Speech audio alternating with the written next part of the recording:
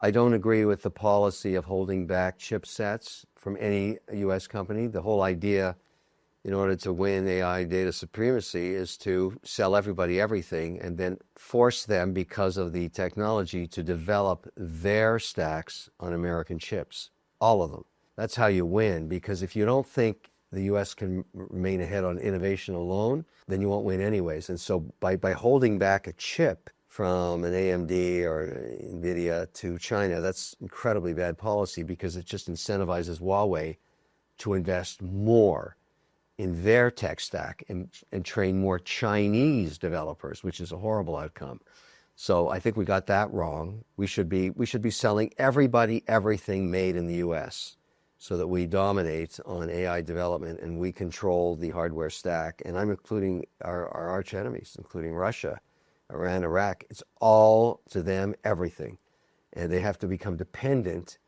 And the other thing you find out, and this is what we learned during the Second World War, is when you do that, you can identify the geniuses in countries back then, after the Second World War, like Germany. Those rocket scientists, where do they eventually get the U.S. into space? Well, they moved from Germany to the United States because they wanted to move their families there, and the government was quick to recognize their talent. And all of a sudden, that resource was built on American hardware, American ingenuity, and much of the defense that we have in aeronautics today came from foreign developers. And the way we identified them is they were using technology that we were advancing. Same thing here. So why not sell them chips? And as soon as you find somebody that knows what they're doing, because geniuses are born every day, you say, how would you like to come to America with your family and work here and grow and work in the land of freedom and opportunity? What do you think they'd say? I'm willing to take a bet.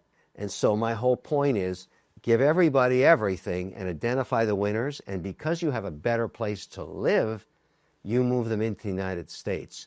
That's how you win the technology war, because it's people writing code for hardware. You want the coders, you want the developers to control the narrative. And that's how you do it. And it's a proven model. We did it right through the First and Second World War. And that's why we're the most advanced economy in the world. Tell me that wouldn't work. So every time I see a lawmaker, I say, what are you guys doing by holding back technology? Sell it to them, and sell it now. And then as soon as you figure out who's good, offer them a home, a berth, like we did in the Second World War. I like that strategy.